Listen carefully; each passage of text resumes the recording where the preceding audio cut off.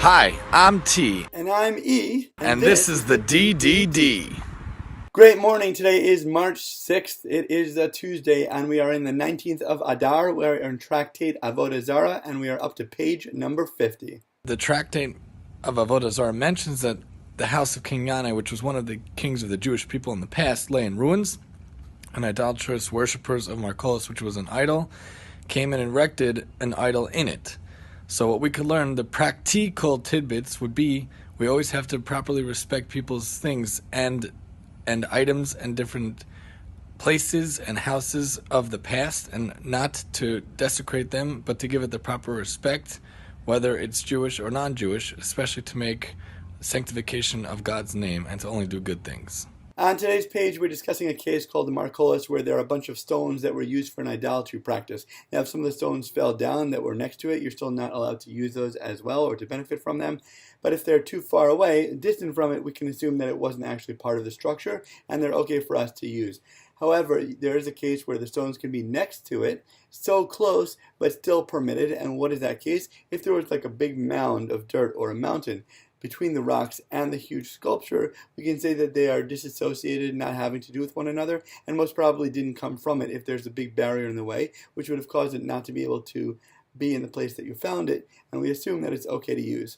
So the deep thought for today is how to apply this to our lives. Sometimes you have relationships, it can be with a wife, with a child, where they are on another side of the country, or they're even in a different country. There's just a long distance relationship, but you feel so close to them. You're so connected. You maintain a strong bond. You write every day, you call every day, and you just feel that they're an extremely close part of your lives, even though they're not physically there. On the other hand, you could be sitting next to somebody in the room or right next to them on the other side of the table, and you just feel so distant, so disconnected, so far away from them, even though physically you're right there with them. But there's just some sort of disconnect that you have. And we can use this relationship not only with a family member, but with God himself. God is everywhere. God fills the universe. His energy is us, is a part of us, everything that we do. But sometimes we just fail to recognize it. There's a veil over our eyes, and we just do not feel that connection to God. So today's lesson, what we have to do, what we have to partake of is, when you have something that's so close to you, get rid of that mountain, blow down that barrier, and break through to try to connect. Reconnect with the loved ones in your lives and try to appreciate them and recognize if we have them, just to really know that it is such a blessing to have them in our lives, to have your spouse, to have your children, to have everybody in your family, and especially God himself.